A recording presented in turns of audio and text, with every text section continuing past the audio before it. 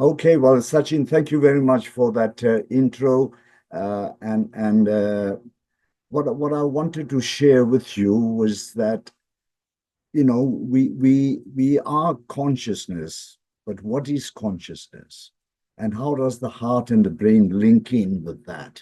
And I want to go back to ancient wisdom, and because of my upbringing, I have the knowledge and base and background on Vedic literature and Ayurveda and yoga and all this. So that would be my reference point in terms of ancient wisdom. But I also have modern science. And I've been in the medical field 40 years, retired. And a lot of things have changed even in the time when I went to medical school in the early 60s. Now, that tells you, I guess, how old I am in terms of things. So I hope you enjoyed this. It's going to be a bit detailed. These are my credentials here. I think you, Sachin, sent that around as well. Okay, so the issue here is, what is quantum consciousness? It's a question that I've often asked myself and say, what is it all about? You know, who are we? Where do we come from? Creation, what's the source? What is consciousness and can we measure it? What is the role of the heart brain axis and consciousness? It's all tied up, and from that leads pathways for healing, etc., which we have time, we'll cover those as well. So let's start with the marathon and let's begin. And I begin with the summary of the Vedic view summary. It's a very brief summary, which says that source, they call it Brahma, source, the creator, and that is being. If we are, like human beings, being is what? I translate being as be in God. And so if you are immersed in the truths and virtues of the Almighty, then you are part of Source. You are part of Brahma. And Brahma creates through the energy. Shakti is called energy in Sanskrit. And then creation, becoming. So you are being, becoming, creation. And it's all thought. And some people say, well, the source had a thought, primordial thought, to create energy and matter. And that's how it percolates down. Now, the question is, how does this relate to modern science, this particular simple concept?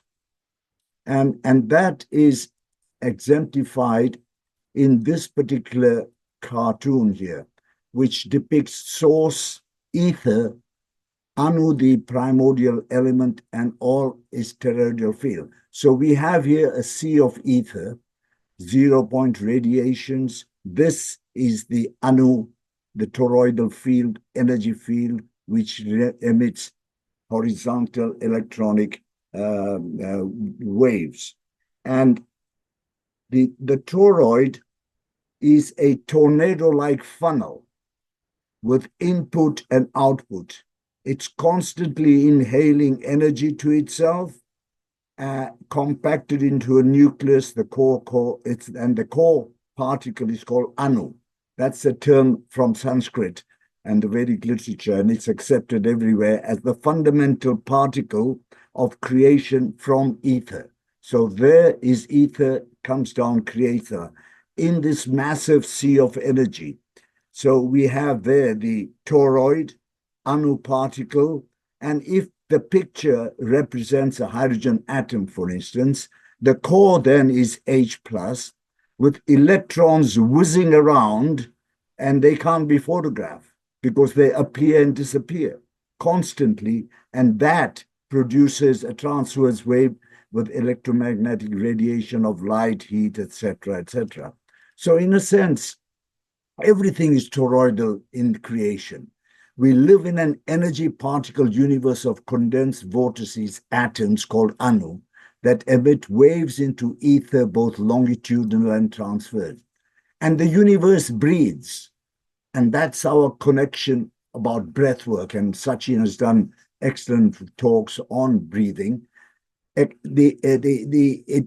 expands, inhales, and releases energy as transverse waveform at the speed of light.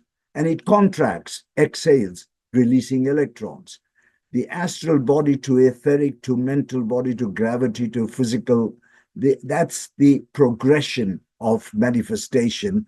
And the chakras and meridians, which we'll come back to later, we will talk about those as well. The humors are the elements, gravity, ether to matter, and all in the body's energy, toroidal, as are chakras that flow through meridians, nadis, prana or chi, ectoplasms, echinozoids, tiny hormones with short half-life. And all these issues come from past lives and current, especially the first 6-8 years of life. And that is the topic of karma and reincarnation, which we will not delve into this time. So consciousness, source, anu, and toroidal field. It's depicted like this. This is the universe, but this exists in us as well.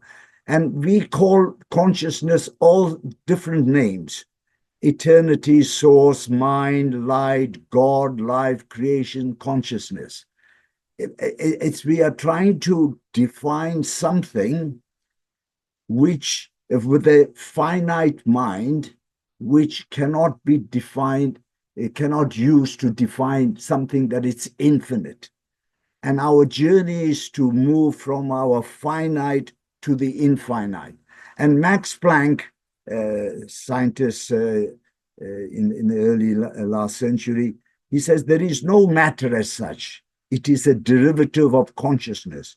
We create and perceive our world simultaneously. That is what leaves the body when we die. And I'm a doctor. I've seen, unfortunately, patients who have passed away in front of my eyes. And of course, prior to that, the cells were working, the chemical reactions were occurring, hormones were released, the chakras were moving, etc., etc. And then in an instant, they're gone. So what is it that leaves us to leave everything intact, but something goes? That spark of life is what I call consciousness. So we are infinite consciousness, and we are one. We are part of the whole. And I think it's to remember that when we pass on, we don't die. Our soul, our eternal aspect is alive to continue on its onward journey. And that, relates to, and this particular thing is best known as nothing. And you may ask, well, what is this nothing business? Well, we'll come back to that. And here's a depiction here. This is the source of all frequencies, say, everything that happens, and it's in the ether, akashic field, akash, the field, whatever you want to call it. And the Hindu scriptures say this particular ether it has no beginning, no end. And so if you try and visualize the universe, you cannot get above it, below it, around it, all the rest of it. It's just beyond description, unending. And so our ancient teachings say that our journey is aligned with source, consciousness. And it says that in the nothingness is everything. In the ether is everything. And I used to wonder when I first started reading this, and says, how can everything be in the nothingness? And that's, of course, a 3D concept that you can't comprehend the nothingness that is there, which we are part of. And it also says that in doing nothing, everything is done. There's a verse in the Bhagavad Gita where it says action in inaction and inaction in action. You can be doing action without physically doing any action, inaction, and that is your mental capacity and activity. So the ultimate is to achieve truth, consciousness, and bliss. And that's one of the names. Satchit Anand is the name of the Almighty in Sanskrit. So we go into that area where there is all possibility, all potential, and interconnected field. And basically, we are moving now from the Newtonian aspect in this 3D dimension, where cause and effect, we are in a survival mode. We have to shift from the quantum, where is the cause and effect, it's creation. So that's the battlefield, survival versus creation. We have to find a balance between those two. So we are, in a way, frequency and energy from source and creation. We are electromagnetic vibrations that is affected by both internal, external energies, the way the EM body is expressing itself. So all source, 0 point field, Akash, ether, all energy is compressed as thought. And it is so powerful, it's almost like a straight line, no vibrations. So thought, energy, and matter. And we also have at the same time this emotion. These are creative emotions, selfless, love, compassion, higher frequency, survival emotions, lower frequencies. And frequency has and carries information. Unlimited higher frequencies out here, limited lower frequencies out here. So the question is that, can we measure consciousness? What is it, and can we measure it? Well, there have been attempts at doing this, and the one that I'm going to relate to you is that from David Hawkins. You might have come across this, the map of consciousness, from his book, Map of Consciousness and Power versus Force. And he set up a scale of consciousness that ranges from 0, where you are in total, complete despair. Life's come to an end almost, to 1,000, which is the highest level of enlightenment. And he did kinesiology and muscle testing. It measures the energy vibrations of individuals, reflecting the level of consciousness. And Dr. Hawkins conducted over 250,000 calibrations to define a range of values, attitudes, and emotions that correspond to the levels of consciousness. This range of values on a logarithmic scale equals the map of consciousness. So, emotions such as shame, guilt, fear are associated with lower levels, while emotions such as love, joy, peace, higher levels. And people can raise their level of consciousness through spiritual practices, meditation, prayer, self-introspection, reflection. We'll come back to that towards the end. And the higher levels, the greater capacity of happiness, creativity, and success. The lower levels are suffering and has limitations. So this is how some have depicted the map of consciousness. So here you have the name of the level, where at the very bottom is shame, guilt, apathy, grief. You go higher, pride. And this particular level of 200 and above is where courage. David Hawkins says you need the courage to break through and go up above in the field of reason and integrity with higher scores. And then you get into the spiritual paradigm of love, joy. You can see peace is much higher frequency and vibration than love until you get to the enlightenment phase. And then you have predominant emotional states that exist, like humiliation, to scorn, understanding here and reason, and ineffable enlightenment, bliss, serenity. And so it goes on. View of life, this is. When you are is, then you are it. You are perfect, complete, and you are miserable at the very end, evil, hopeless. And the God view of that is that this enlightenment area is your true self, all being, and merciful, permitting, and here at the end, despising, vindictive. You can see these are all colors, and these are colors of the chakras, and I'll come back to that. And the process is outlined here: illumination, elimination, destruction, abdication, despondency, so forth. So that's how the thing is. Now, there's another view of illustration of Hawkins' map of consciousness. There's the alpha and the omega. These are the various levels that he describes. And here you have low energy, low frequency, low wavelength at the very bottom, contracted. This is an expanded, high energy, high frequency, short wavelength. And of course, in terms of the chakras, these are your 7 chakras, the frequencies. And what you have here is the higher emotions of gratitude, joy, love, compassion are up above here. The lower, we live in a survival mode, lower emotions, lower chakras.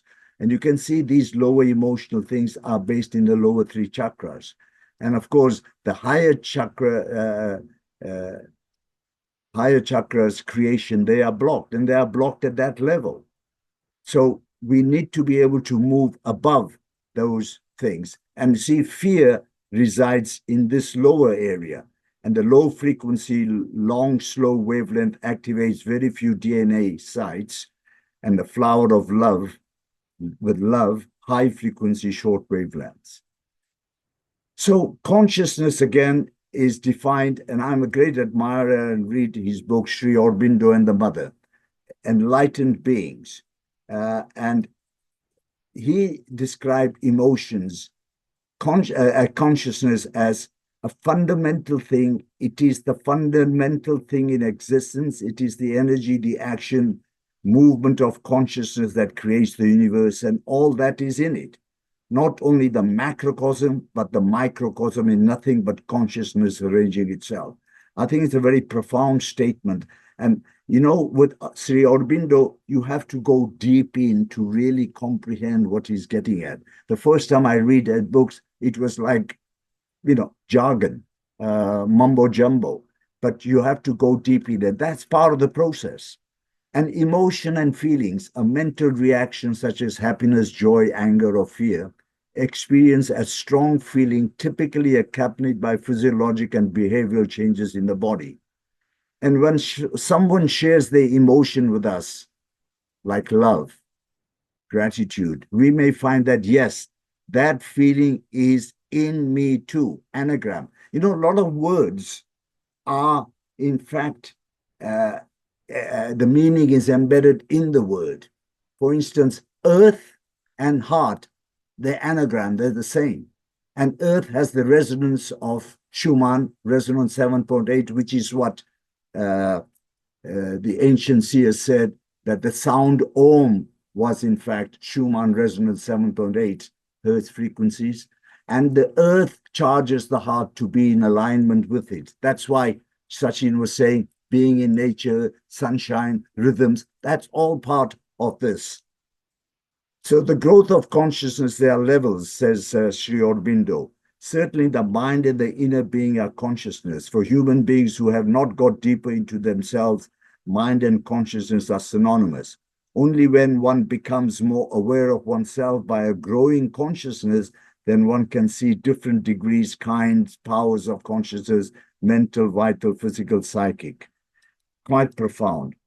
So the other thing that I wanted to say is observer, observed, observation. Now, if I am here observing Sachin here, then I'm aware that I am watching. So who is observing? I am. That's at one level. But are you aware of the entire observation? That's another level of awareness. And then you say, are you aware of being aware? Another level high. And of course, when you are aware and at a higher level where you are watching the whole scenario, then you are in spacelessness, in that nothingness where you are nobody, no one, nothing, no time, nowhere. This is what Joe Dispenza says. Then you are there. The other thing is intention. So when you start off the program, when I started, I said, my intention is to share my knowledge base with those that are on the call here. And the other thing is that the attention. So where you put your attention, that's where your energy flows. And so when you are breathing, you breathe out through the area and bring your attention to the problem area. That's just one example. Attention is extremely important. And Vedic science explains the observation and changes the observed. It describes this with reference to the trinity of observer, I've said observed, and the observation. And the structure of the three make up the one whole underlying field of consciousness. Vedic science says once the observer observes, the observed changes. And we know that, when they had experiments with the electron beam through two rectangular apertures, and when the beam was discharged on the screen were two rectangles. However, this was in the presence of all the scientists, etc., looking at it. When they all moved away and did this again, it was a waveform that emanated. There were no electron beams shooting out through the apertures. That's what you have the capacity to change the. So the dialogue, this whole thing that I've talked about in the last 15, 20 minutes, is how do you align yourself with the Almighty? And, the analogy I say is that we are all drops of water in this 3-dimension. And if I asked all the drops of water, describe to me what the ocean is. And one will say it's deep, it's blue, it's dark, sort of things. It doesn't really give you a totality of what the ocean is, a true understanding. But when you put the drop of water into the ocean, you become the ocean. Then you understand what the ocean is all about. And that, to me, is our journey. So how does this translate to the human being? And we have the body-mind-soul model, where you have at one end the environment, the body, that's mortal, conscious mind, subconscious mind, and the immortal soul. And of course, in this dimension is length, breadth, width, and we are in linear time. And of course, we want to move in our spiritual journey to recognize who we are towards the immortal. However, the conscious mind, subconscious mind drives you towards the environment. So we are seeking from the environment the pleasure, the joy, or whatever we want, which is temporary. It just doesn't last long. And so we have an active mind, which is 5%, and subconscious mind is 95% of the time. And of course, this subconscious is 1,000,000 times stronger than the conscious. And it leads to fragmentation, especially in the first 7 years of life, when we are told by parents, don't do that, no, you can't, fear of death. It's all part of the epigenetic phenomena. And there is also karma from past lives, reincarnation. And there is also ego and shadow self, we'll come to it. And the link between the conscious and the mind and the body is breath, meditation, living in nature, and so forth. And of course, the science of pranayama. Prana is the life force. Breath is the flywheel of the body with all these attributes that we have. And so when you absorb, what you absorb in the first 7 years of life is what controls the rest of your life. 70% of the programs you operate on are disempowering, self-sabotaging, and limiting. So when in love, you keep your mind in the present focus, that is on your conscious mind, you create heaven, which is always there.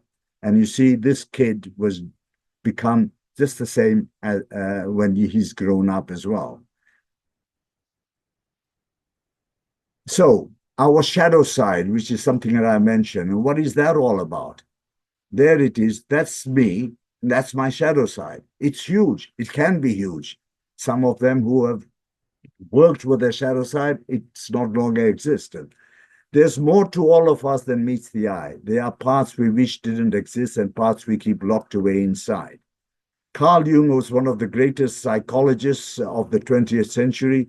He believed that everyone had a so-called shadow side that they repressed from childhood. It's often associated with negative emotions, but it is only by embracing rather than ignoring our shadow side that we can ever truly know ourselves.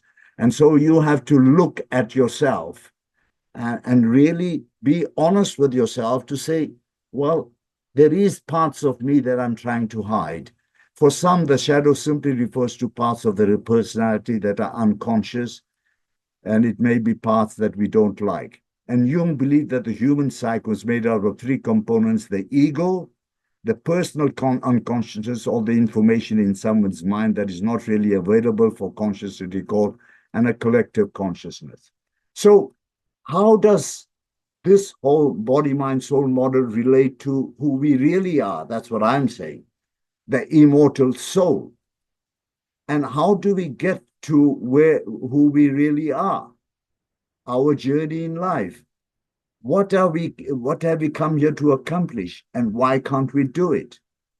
That's the journey we should be embarking on, except we go on the other way.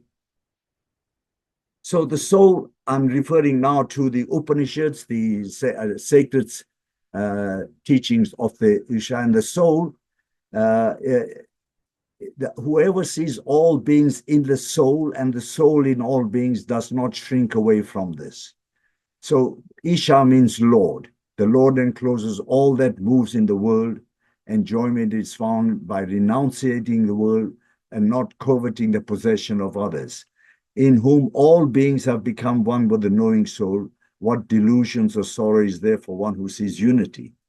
It's radiant, incorporeal, wise, intelligent, encompassing, self-existent. It organizes objects throughout eternity. But how do we get to the state?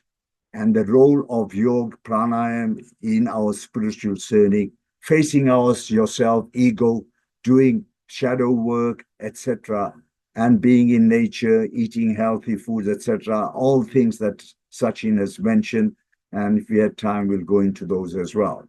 So the destiny of the soul, and this is a quotation from Edgar Cayce. Our soul is everlasting, containing eternal creative power, and through expression of this power, we may come to know ourselves to be one with Him. Then the destiny of the soul, as all creation, is to become one with the Creator. Now, where is the soul, Atma, in us? A question that everybody asks. Well, the answer is it's in the heart or the Anahata chakra, but it's even beyond that. And the spiritual heart is defined in the Vedas as Hridaya, is the energy which is contained within the heart chakra, describes the intelligence of the heart.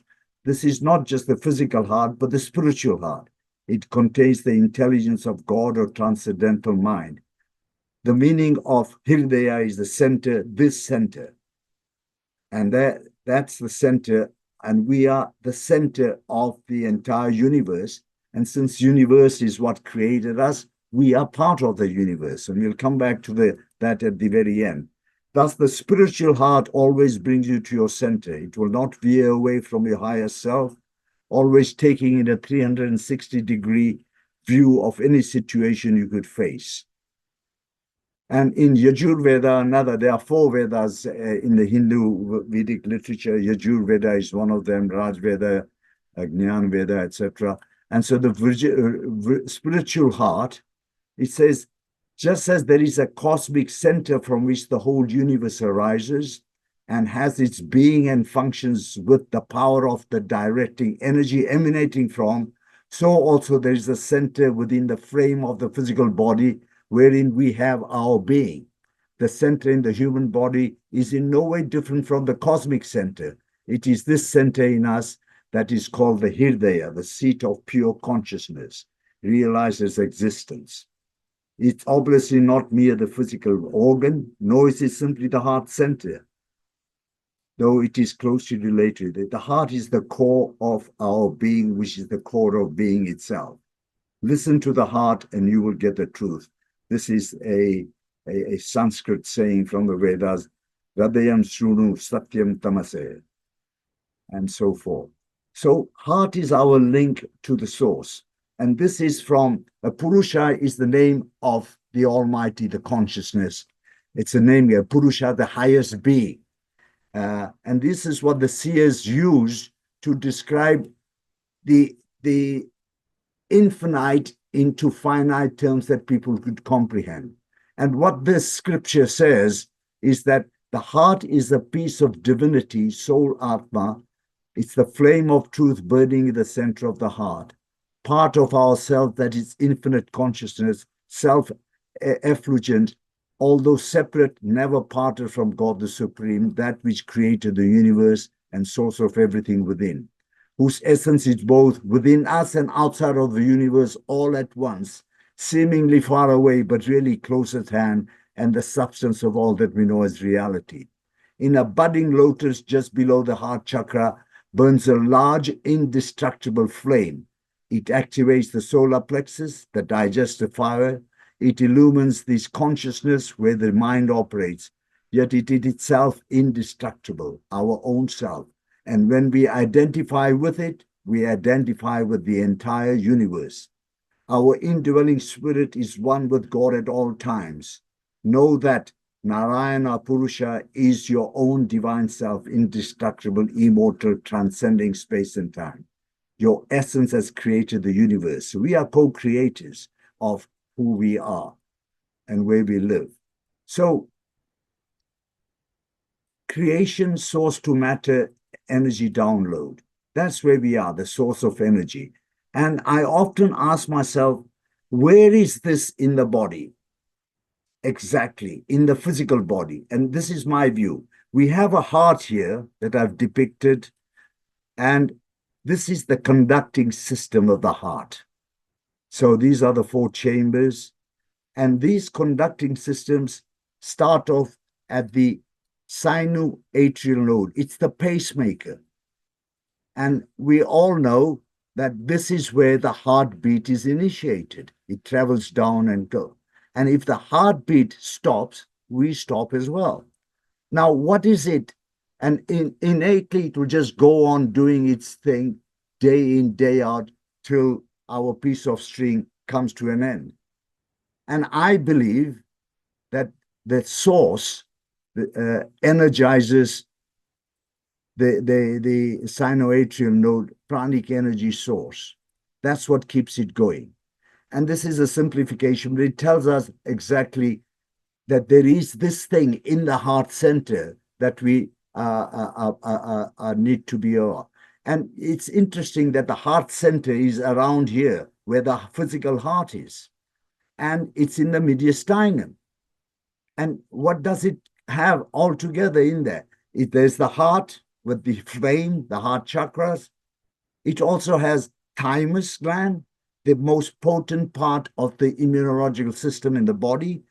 It has the entrance of the thoracic duct into the heart region. All the lymph that is collected goes into that area.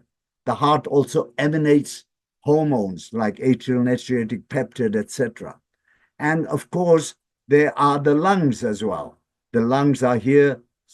They are here. So you can see that this is an extremely powerful area, and we need to be able to resonate with it. So the heart-brain coherence is something that's next on the topic that I want to see. The heart connects to the brain. We know that. We all thought that the brain connects to the heart and controls it. But we have the afferent or ascending pathways from the heart to the brain. And they are more numerous than the ones coming down. It's a 9-to-1 ratio. So why did the Almighty create this? And we know that now science has shown us that there are about 40,000 specialized cells in the human heart that are concentrated in a very precise way. They are called sensory neurites, and it's a neural network within the heart. It's a brain within the heart. So we have 3 brains: the heart brain, the microbiome, the gut brain, and we also have the brain. They think they learn these neurites and the brain. They remember independently of the cranial brain, or when we reduce tuning our heart and our brain together. They harmonize our heart and our brain so that these 2 separate organs actually share a common neural network. And this particular saying, as our spiritual heart opens more, the tendency to ease, kindness, compassion, and gratitude come naturally. We increasingly become more heartful, mindful, and present. This magnetizes the wisdom. And of course, did you know that the human heart magnetic field can be measured several feet away from the body. We used to be able to measure the electrocardiogram, EKG, 10, 15 feet away of an individual without even having the electrodes. In fetal development, the heart forms and starts breathing before the brain begins to develop. Positive emotions create positive physiological benefits, but negative emotions create negative ones. Positive emotions can influence the brain's ability to make good decisions. You can boost your immune system by focusing on positive emotions. And a mother's brain waves can be synchronized to a baby's heartbeat, even when they are a few feet apart. That's the link between mother and child. And you wonder why that is. It's all related to the heart. And this here shows you that if you have incongruous, incoherent heartbeat, then there's chaos. Here there is coherence heartbeat, and there is coherence, and it's right. So can we measure this heart? Yes, we can. And this is work from Heart Math Institute. It's called the heart rate variability, HRV. And time varies between heartbeats. We don't have an absolute regular heartbeat second to second. No, there is a variation. And this variation is really important because it has great significance in our day-to-day life. It's linked with the brain, autonomic nervous system, stress, emotions, physical, mental functions, decision-making, etc. And it can be measured. And there are devices available that you can tell what your HRV is. The higher the HRV, the better it is. And as you age, there is less HRV. Coherence is the natural state of our being. The more the variability, the greater is the resilience. Optimal coherence is measured at 0.1 hertz. And so we have a dynamic situation here where it's a measure of the neurocardiac function. The thalamus, this is the rise of the energetic channel through the thalamus and higher centers, cortical thinking. You have incoherence, it inhibits brain function. Coherence facilitates brain function. So distinction, I think I'll just move on. The thing about this particular slide is that we have a relative mind involved in the brain, the ego mind, and the deep mind is an awareness, higher mind, self. Meditation is to become more aware of who you really are and makes all experiences and connections with the higher mind a reality. So the new findings of the brain, this is going to be, it's a bit complex. It's basically how each network carries out a specific function and how they communicate with each other in an effective or ineffective way. And it's work by Mike Waldman, a neuroscientist. And he says that the 3 to 5 key brain networks that pretty much control our entire ability to how we perceive the world. These are the ones that are colored. And he says it's the blue area in here, which is he calls it the salience network. And here, any form of relaxed contemplative meditation stimulates these two structures that we all call the anterior cingulate and the insula, become highly active. These are the ones that dictate our perception and our moods and activities. All of the positive benefits come from mindfulness and other forms of contemplative meditative practice. And this particular thing looks like a gollywog. This is what the brain is actually like, the neurons. And we thought that the left brain and the right brain only connect through the corpus callosum, a thin bridge between the two. Science is now proving that that is not so. The neurons on the outer part of the cerebral cortex, they are pictured like here. Axon can extend all the way, can be 2 feet long and extend from one hemisphere into the other. Then the synapses where all the magic communication takes place. These bundles networks default central executive, the salience would represent mind-wandering awareness values. It's basically how these networks, each one carrying out a specific function, communicate with each other in an effective or ineffective way. And of course, we have brain waves as well. And as we slow our brain rate down through meditation, prayer, gratitude, we begin to move from beta, alpha, theta, delta. from the conscious down to the subconscious.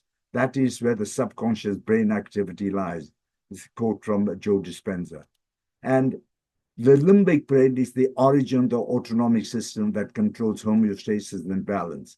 There is the limbic brain here. That's the flow of consciousness and the movement of consciousness through hormones and chemicals. So that's the where all the key centers are. Here is the pituitary. The pineal is there. The corpus callosum. This is called in Vedic terms Brahma's cave. This is where all the action is. Now, the other question I wanted to address is the heart a pump? And we hear a lot about it. How is circulation achieved, maintained? What is the role of water in this? You know, how does the heart keep pumping the blood throughout the body? That's the big question. And so the circulation, heart and water are all tied in. Water is the second element.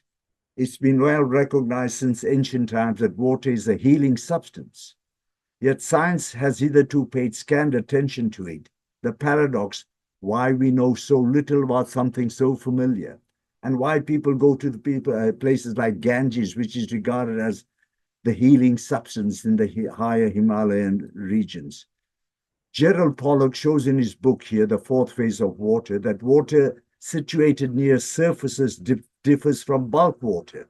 He calls it easy water, called exclusion zone. And in the body, water does not exist as water, but increasingly recognized as being in the fourth phase out here. Gel-like. You know, we say we are 80, 90% water. Yet if you take a piece of muscle out, and I've had to do that, you squeeze it, you don't get 80, 90% of its substance being poured out as water. So it's held in a different state. And the structure, this particular is the gel-like. It's a jelly, it's a jello. It's structured, it's more stable, more viscous, and more ordered and negatively charged. Intercellular, this is the form it dictates such things as energy, voltage, cell membrane potential, and it also has a principle in heart and circulation. Now, this book here by Tom Cowan, he explains the human heart and cosmic heart. And he says that at any time you place a hydrophilic surface that is having strong affinity for water like gelatin in water, a zone of structured water will form called easy water, exclusion zone water, because it excludes toxins, solutes, and then if you have a hydrophilic tube with water in it, then inside the tube, you get proton shell like this, inside the easy water. And if you have that tube with fresh water flowing through it, you get protonated water. And blood vessel is no different from this particular tube. It's a hydrophilic tube with structured blood plasma within it. So when structured water forms, it forms in tubes separated from negative and positive protons. And this also happens in our blood vessel and creates a repulsion such that flow results within the tube. This, the same phenomena that creates water flow from roots to leaves, even the tall redwoods. So what I'm trying to get to, and the others, Pollack and Cowan and others, said the heart is not a pump. The heart is not, and its circulation is maintained by the same philosophy as the charge potential at the cell membrane. Tom Cowan explained that the circulation is maintained by the blood vessels through the process of surface tension at vessel walls, formation of structured water at hydrophilic surfaces. It's a tube with a layer of structured water lining the inside of the tube that makes these surfaces charged, and then you get the flow. So, if you think that the heart is the pump and does all the work, then you have to think of this. All the blood vessels in the body, everywhere, if you place them end to end, they will cover a distance of 100 kilometers. round the equator it would go. Now, I can't imagine that a heart weighing 300 grams to pump blood all around the body circulation. It's just not fair. There must be other mechanisms. And this particular mechanism I've just described, enunciated by Pollock and Cowan and others, explains this much better. I think the heart may initiate the contraction. So then what is the heart doing? Well, this is a depiction from Frank Chester. He says this is a new form technology and explains the heart. And he says that the heart is like a chestahedron, seven-sided, four equilateral triangles, and three kite-shaped quadrilaterals. Has equivalent surface areas, 12 edges, and three different symmetries. Is this the heart format? Well, when placed in a box, the chestahedron sits at an angle of 36 degrees, the same angle the heart sits in the chest. And what does it do? The spinning of the chestahedron will form a vortex. There it is, forming a vortex, a kind of negative space that appears attached to the side of the chestahedron. The appendix creates its own vortex, horizontal, resemble the shape and attachment of the right ventricle to the left ventricle of the human heart. What he's saying here is that the heart is like a hydraulic ram rather than a pump. It converts the flow into a vortex by stopping the blood. And this is such an important concept. If you thought that the left ventricle ejects blood into the arch of the aorta and down to the body, the physics say that if that was so, the aorta would just straighten up and burst. It can't do that. And so there's physiological evidence to support this concept as well. So now we come to the interesting part of the talk. What is the current state of play in the world we live? Now, this is going to get a bit controversial. And I think you all are familiar with this because I know Sachin has talked about it. And, we have been lied to for years. Now, in my medical education, science, etc., I've come to realize now, having retired and spent more time, that we have been lied so much. What we have learned is a sham. The whole of virology and oncology and other ologies are all shams. We need to relearn and awaken to the truth. And that is part of the agenda that we are talking about. And of course, this isn't just new since COVID, for instance. Propaganda, it used to work in Hitler's time, where the whole idea was to propagandize the people. It works best when those who are being manipulated are confident that they are acting on their own free will.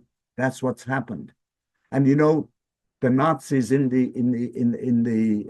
World War II were developing ways to which to control man.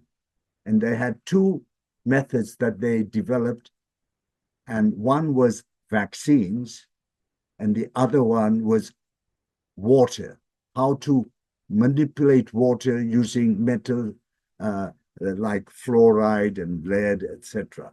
That was the basis. And those scientists have spread throughout the world and forming the basis now. So there is a depiction that we are in World War III right now. Biowarfare, tech warfare, mind control, threat to humanity. And Dr. Anna Mihalech described this very vividly. So we are in a war, the threat to extinction of humanity, warfare of all levels of existence, technology, synthetic biological fusions, geoengineering operations, HARP, mind control, Morgellons, hijacking the soul of the metaverse. And the agenda in Agenda 2030, population reduction, nanotechnology, AI, humanism is all there. So they don't make it a secret what they want to do. They want to steal our soul. We get back to the soul. They want to do that. Humans are now hackable animals. The whole idea that humans have this soul or spirit and nobody knows what's happening inside them and they will have free will, that's all over, says this advisor Harari to the World Economic Forum run by Schwab. I think Schwab is retired. And we have all sorts of technologies developing that they want to try out on us. And, you know, we have been indoctrinated. And this book, The Indoctrinated Brain by Michael Nell, says the COVID was an intentional attack on our human hippocampus, where autobiographical memory and individuality originate. Fear porn keeps us from holding on to the autobiographical memories. De-individualized, more suggestible, more forgetful, more compliant, less to engage. That's how we are. It's a war on our soul. I think I'm going to skip this. And so we have to ask ourselves, why are we in such a hypnotic trance state, especially worse in the last 4 pandemic vax years? And we just have to look around and we have to say, well, how deep does the rabbit hole goes? Chris Hedges said, we now live in a nation where doctors destroy health, lawyers destroy justice, universities destroy knowledge, governments destroy freedom, and the press destroy information. Religion destroys morals, and our banks destroy the economy. And it's part of the deep state. And it's like we have become sheeple. Here's a shepherd with his shepherd dog controlling a whole lot of sheep. But you know, if 1 or 2 or 3 of these sheep woke up and chased the cattle or the dog away, things would start changing. And Sun Tzu in The Art of War said, we may have lost many battles, but not the war. The last battle is the toughest before we win the war. May I suggest to you that we are in this last battle. It's the toughest one. And we are in the final battle for our survival. But we are waking up fast. And that is and this particular poem that I came across yesterday, Ty and Charlene Bollinger, advocates of truth. What if every truth you know was shaped by those behind the show? What if news was crafted and staged to keep us scared and disengaged? What if freedom's voice was bound and truth itself could not be found? What if history's darkest schemes repeat today in silent streams? Wouldn't you want to break the spell, uncover the lies they'd never tell? It's time to see the veil removed, to know the truths we once eschewed. That's the journey, going back to our ancient traditions, because they are forces that are trying to subvert us, control us. It's a power grid that they want to maintain. So what's the answer? Brain, immune system, heart activity, cell biology are all in a way inseparable. You can activate your own healing response by the fundamental Eastern traditions, state of awareness, meditation, breathing, grounding, being in nature. Sachin talked about the natural rhythms. In Sanskrit and Ayurveda, it's called Rita. You know, it's got a beautiful sound, Rita, rhythms, natural rhythms. Sun is the focal point of that. And so I get up in the mornings, sunrise. Now it's 7:10, but it was 5:10 or 5 o'clock. And I do walking on the ground, barefoot, grounding, and I do all my yoga exercises on the lawn, barefoot, watching the sunrise and do the sun salutation, Surya Namaskar, and imbibe the energy. Look at the sun. You can look at the sun when it's rising. It's beautiful. Enriches the far infrared or the near infrared light that the eyes need to keep them fit and healthy. That's the formula. And I don't miss out on that. My wife and I walk around, we do all that. And then we also hug trees. Trees are a major source of electron negatively charged particles. They give you passion. You know what passion means? You pass ions. Passion is passing in ions. Ions are particles charged. So passion is something that you evolve by standing at on grounding, etc. And focusing on what we need to do, survive and then thrive, achieve your true potential. So that's the it's a triad of meditation, breathing, grounding, and being in nature. And you see, it's the word nature. Again, if the anagram from nature is a tuner, nature tunes you to who you really are if you are in nature rather than living in concrete jungles. So, my formula that I try to implement is the 7 M's. I call them the 7 M's. One is meditation, vital for stress, anxiety release. 5 minutes in the morning and five before sleep, and combine it with journaling. Because writing, for me, writing things down has a good impact. It seems to penetrate deeper into me. So meditation is vital. It's a thing that they used to use. The seers and sages, you know what they used to do at sunrise, before the sunrise, they used to lie down or sit down. The belly was open. So they had a loin cloth or something. They faced the sun and they had the sun rising. They meditated. And the sun, as it came, shone into their eyes. It also shone into the solar plexus, the umbilicus, a major source of energy. And then they had a copper mug, and they were at the riverbed, so they took a copper mug. Copper is an element that we need for all our chemical processes, but it also kills bacteria and things. And they imbibed that water and started the day. A beautiful way to do things. Movement, again, important. Exercise, yoga, breathing, moving your chest and lungs. Again, breathing is important movement. And pranayama, the science of breathing, is a fundamental role that Patanjali Yoga in his sutras set out. The 7 steps, no, 8 steps, Ashtanga Yoga, he called it. And pranayam is one of them, breathing exercises. Mindfulness, being aware and conscious. And how do you achieve mindfulness, being aware? And that is through breathing. If you are conscious of your breathing, you are immediately in the now. And that way is an easy way, simple way. And then you slow your breath down, a count of 6, inhale, count of 6, exhale, 5 breaths per minute. You do that for 5 minutes or so, you immediately calm down because your sympathetic nervous system is brought down. You upregulate your parasympathetic nervous system. Cortisols are down. You DHEA and other oxytocin and other hormones are awakened. Mirth, laughter. Laughter is the best medicine. You have to laugh because if you don't laugh, you cry. Music, sing aloud. Mantras or your favorite songs. Listen to good uplifting music. And while I'm meditating, I sometimes just break out into reciting Om, for instance, or other Sanskrit mantras, or just songs, some decent one. But you have to look at what you're listening to.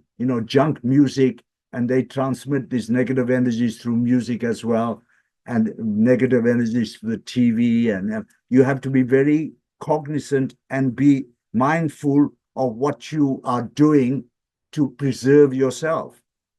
Good music is good. I mean, Shakespeare said, if music be the food of love, play on.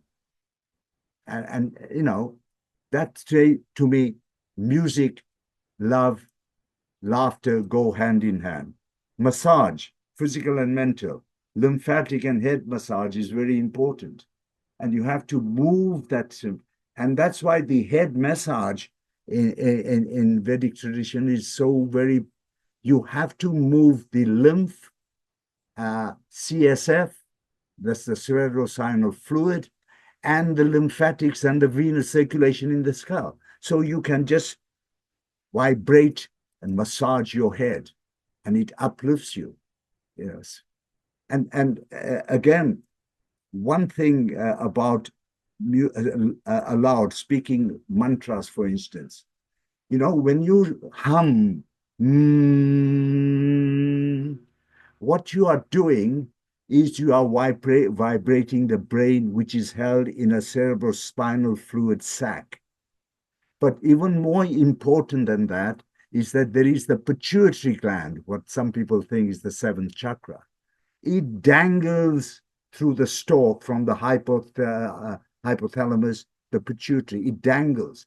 And what you are saying, and it's the master gland in the body, by humming, you are actually vibrating powerfully the pituitary gland, and you're saying to it, I'm here. Now give me the best you can. It's very important to do that. And then manifesting fruition of your positive intent, overcoming your issues which are in your tissues. This is an important, your issues in the subconscious get embedded in your cells and they stay there. You have to have means whereby you can move them out. And I'll come back to that in a moment. So that's why they say your issues are in your tissues. So how does all this reflect the mind and the disease? So we have a conscious mind, 5%, a subconscious mind, 95%, with thoughts and actions. So this subconscious mind is active 95% of the time. It's what I call it in computer terms, the hard disk. And the software comes in for a little bit of time, and then who takes over? The subconscious. And these create thoughts, the subconscious. We usually have repetitive habitual thinking, 90,000 thoughts a day, and 80% are the same as day before, and 80% are negative. So that's, I'm not saying the present company accepted, but it's how humanity thrives today. They are just revolving around in a spiral of thoughts. What does that lead to? Well, it creates a negative emotion. It leads to addiction and stress. It's a cycle of negativity. You can't get out of that cycle. And of course, it leads to imbalance in body chemistry, impaired immunity. But then you have external factors. And Sachin talked about diet and EMFs and Wi-Fi and subliminal things, food, and glyphosate and junk food, etc. They are all that impact on this. And what does that lead to? Dis-ease and disease. So there is a way out of it. And how do you do that? You have to use the conscious mind to gain control over the subconscious mind. And that is the same formula again: awareness, intention, breathing, meditation.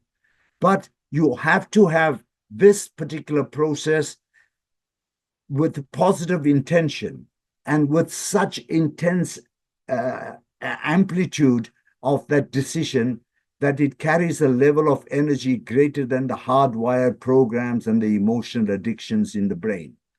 Now, there are ways in pranayam and raising the kundalini, the base chakra energy up to the pineal. There are various ways. And that's where you need the sympathetic nervous system. So the Almighty has given you the sympathetic system and the parasympathetic. Parasympathetic is to heal, but you need the parasympathetic system it's a survival mode. You need it to survive. But at the same time, you can use that system to drive this whole system around so that you can awaken those inert state like the pineal gland. And that's why the Nazis developed fluoride in water, because fluoride and other things calcify the pineal gland.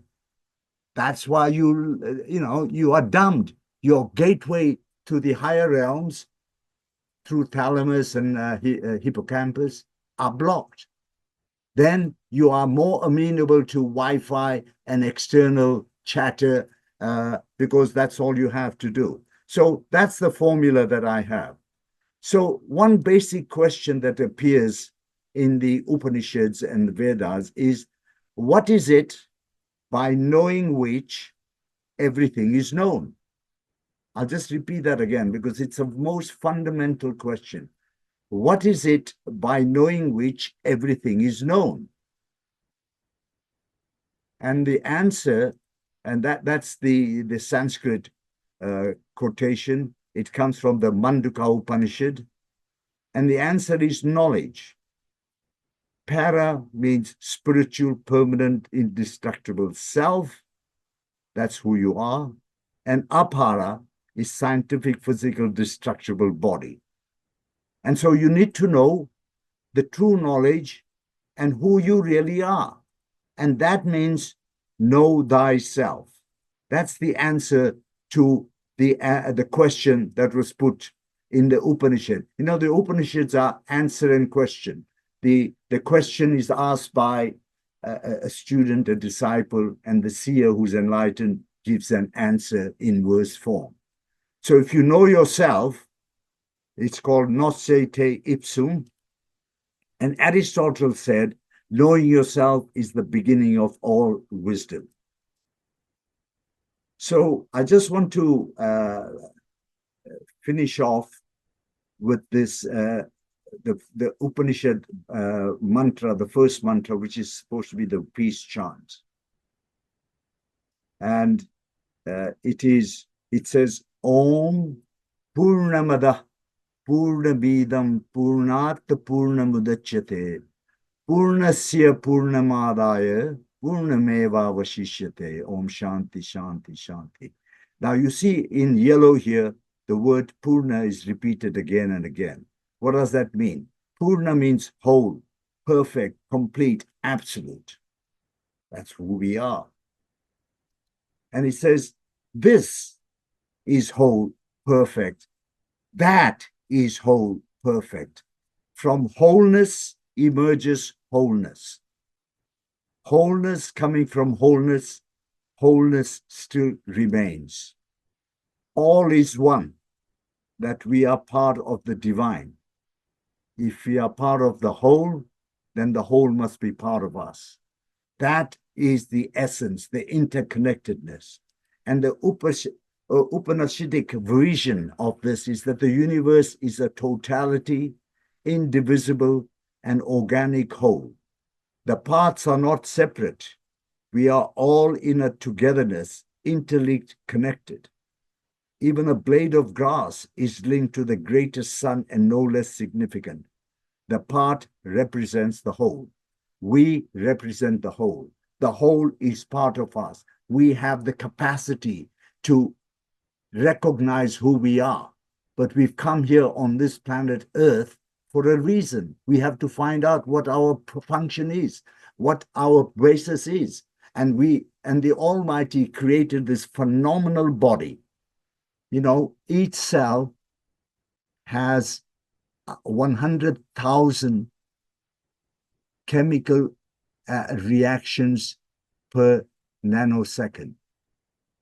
Can you imagine the complexity of the body? And that's one cell. We have 40, 60 trillion cells. You can see how coordinated. And do you not think that if the Almighty created something so phenomenal that there is a chance that it may go wrong because of external influences and mind and things, then he would have given us the capacity to heal ourselves? Yes, he has. And these basic things that we have, added to by science as well, has given us the capacity to just do that. And so I want to end. I think I've gone on long enough. I need a drink as well. This is the symbol of Om. Om is the primordial sound at creation. You know, the Lord said, let there be light. So sound is so powerful. It's the way they create energy and manifestation of matter came through sound as the original sound form, through Anu and other intermediary steps as well. And so sound, and that's why I like to just recite Om. Om. And the mer part of the Om, U-M, refers to the cavity, abdominal cavity, U to the thoracic cavity, and mer humming sound, myrrh, with your lips closed, uh, activates the brain. And so my final word, and I had several slides on health and things, but I think we're going to have to do that a second time if Sachin is agreeable and you all are receptive. The final word: have total belief in the Almighty God, consciousness, divine. That is having total belief in yourself, because you are divine, you are part of the self, you are soul, Atma, linked to the Almighty. And forget about all these external incursions and this and all this stuff that they are trying to do to you through vax, etc., etc. You can be above all that, and you have the instrument and mechanism to do so. So I will say thank you and namaste, and hope that was of some use. Sachin, on to you. Oh, I have one word, and it's wow. That was amazing. It just put together a lot of uh, thoughts and ideas for me in a very cohesive way, and helped me understand myself better. I hope everyone, I'm hoping that everyone feels the same way, or even more, and truly realizing how special we all are and how capable we all are. I was moved to tears during this presentation because I don't think we've ever fully understood how amazing we are and how interconnected everything is. And a lot of us probably had, frameworks of thinking that align with what was presented today. But now we have some, uh, more structure to that way of thinking. And so this was so extraordinary, so exceptional. Thank you for putting it together for us. And I know that you have so much wisdom to share. We just caught the surface of of what you could share with us. Um, I'm curious, when did you start going deeper into this knowledge? Being a medical doctor, as a nephrologist, you probably saw like both ends of the spectrum. So I'm curious when your enlightenment process began for you. Well, I think it began as a child, because we brought up in this tradition of meditation, prayer. It was more disciplined, etc. But then into the medical world, you get distracted by everything that's going on. You believe what you've been taught. And then the whole aspiration was, oh, I'm going to be a great doctor or something that sort, And in medical terms, I did achieve that. But, I always felt that there was something missing. And then just before I retired, there was a major catastrophe in the family. And then I started to think, I said, what's life all about? What's this? And here I had someone I loved dearly just vanished, gone in front of my eyes. And that started the process of an inner search as to what it is. And then I retired in, say, 2005, and I said, what I've been taught in my 30, 40 years of medical practice, and I'm not saying that all medical practice is bad, so don't get me wrong, because I did a lot of life-saving maneuvers and things as a nephrologist too. But I was also part of the pharmaceutical government industrial complex, which I've alluded to. And it got me thinking that there are better, safer ways of doing things. And when I went back to our Vedic literature, I said, well, these are simple devices. Why don't we practice them in mainstream life? And it was something that boggled my mind and then started the journey inwards to looking at things. And then I realized that everything I've been taught, not everything, but most things I've been taught in medicine and science is a lie. Mm. It's a sham. And I had to relearn everything, a lot of things. I mean, in some of my lectures, look at the cell structure, the receptors, how they pharmaceutical manipulate that. It goes back to 60, 70 years, well, even before I started medical school. That's how long this whole agenda is operating.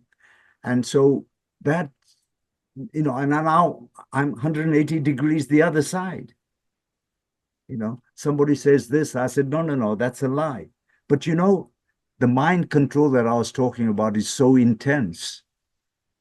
People don't want to listen to you. My own relatives, when I give them the science and things, just walk away. They don't want to listen. And I have relatives who've passed away because of all the nonsense that's been going on in the close relatives, whom I sent them literature, evidence, don't do this, don't do that. They did it anyway. And I'm sorry, that's the nature of the attack that we are under. And there is a way that you have to go back in. So that was a long answer to a simple question, but that is the way one evolves.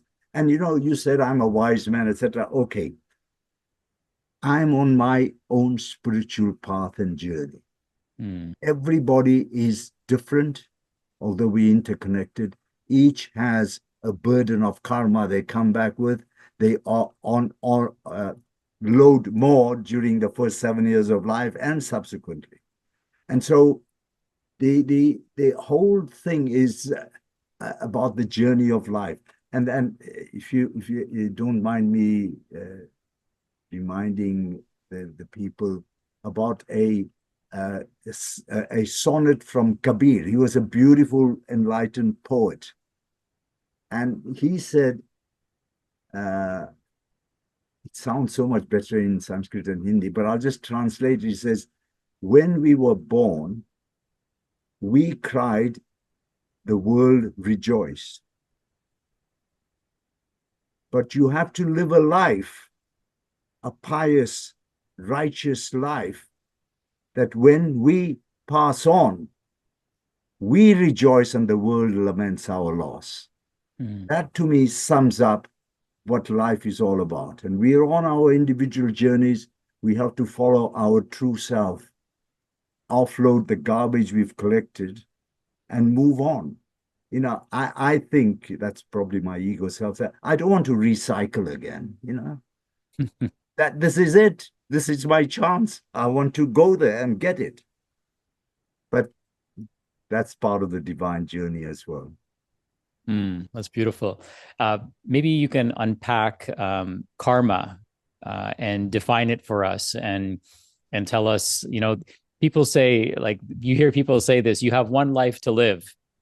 And I say, it depends on how you live this one, right? Because the goal, from my understanding, and please correct me because I'm learning too, is that the goal isn't to be reincarnated, right? The goal is to merge with consciousness and not come back again and have to repay all those debts. So talk to us about karma and how can we live like a life that allows us to, kind of merge with consciousness when we move on. Karma is all, you see, this is not the only life. We have here, how long is a piece of string? This is our life. But we have had many, many, many, many lives, millions, because the soul is eternal. But it comes here for a journey and moves on. And the soul, after a while, the soul thinks, oh, I've had enough, not going to do anything here. Let's move on. It's time to recycle. That's reincarnation. So the load that you've picked up in past lives, usually negative stuff, has to be offloaded. So it may be things like cheating, thieving, all these issues that we commonly face, and you are cheating yourself or lying to yourself, etc. And you build up a karma because the Lord says nothing is for free. What you do, you have to have a reaction. So it's that Newton's third law, every action has a reaction opposite and equal. That is bound. That's a natural law, a common law, not the legal edicts that the cabal produces. That's not a law. The natural laws are these. And so you come here with the load to work your way through that load through the practices that I described that you know of and you talk about as well. And you think introspectively and try and offload things that are not kosher. You know, every decision you make, everything is decision based. You make a decision, a right decision or a wrong decision. That's up to you. The Almighty says, I've sent you in this planet. You've made a contract with me before you came down to unleash all these things, but you will forget about it all because I'll put a shield on your memory, and you come down to earth and you have to fulfill your role. Now, the problem is that he says, I will send you down, you will have free will. Oh, that's great. I can do what I want. He says, okay, whatever decision you make, you have to be responsible for that decision. Rule 1. What is rule 2? Rule 2 says that you also are responsible for the consequences of the decision.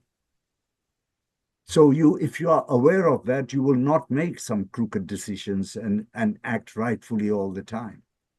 And it's so important that, and then you pick up karma in the first 7 years of life, because life is like that. You know, I was so pleased to hear you talk about how you spend your time with your son. That's precious. That's connecting. That's evolving together, you and your son. It's beautiful. And I think the family unity is breaking down. That's such a sad story. It makes me weep to think that people are not even having a meal together at a table time to share things. And if they are, they're all on their computers and cell phones, and they're talking to each other on the cell phone, you know. It boggles my mind. The TV is blaring away and there's some junk music in the background and they're eating junk food. That's the modern American style of living. You cannot evolve in that way. But there is a root, there is a start, and that is to start looking at yourself. And I'm saying this, and that does not imply that the audience here is in any way that way inclined. I'm sure they are all learned and on their spiritual path and journey into enlightenment. You know, I had a download a few years ago, and it said that everyone is on their own spiritual journey. And for me to judge them for where they are on their journey is a reflection of where I am on my journey. Absolutely. And so many times where, you know, we might look at someone and we never have the whole story, even when we think we do.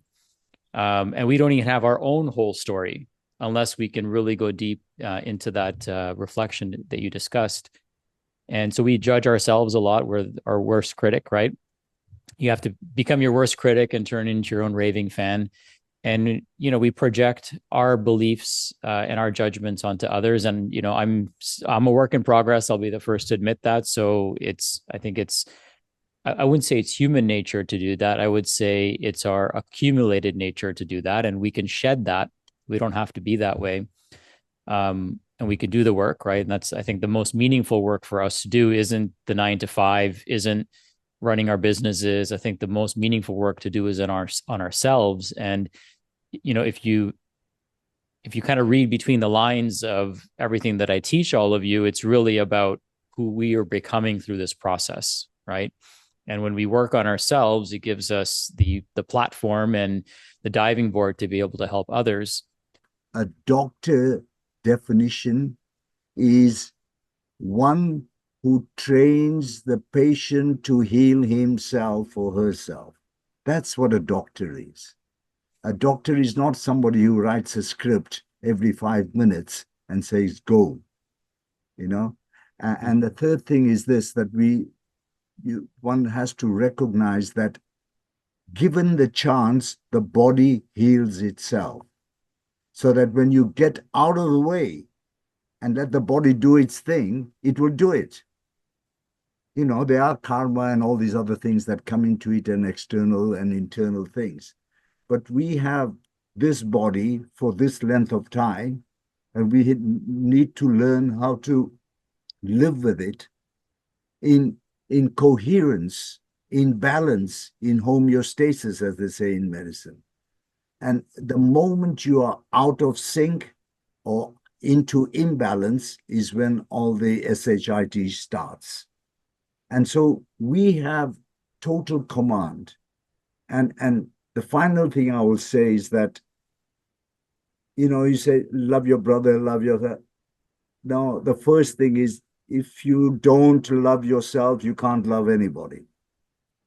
So you need to love yourself. And I get up in the morning and I look at myself in the mirror and shaving all that. And I said, hey, Raman, you're a great guy. I love you. But I'm also sorry for any mischief I've caused. You know, and then I thank the Almighty. The first thing, I thank the Almighty and say, thank you for this life. I'm grateful for being alive. I'm grateful for the day ahead.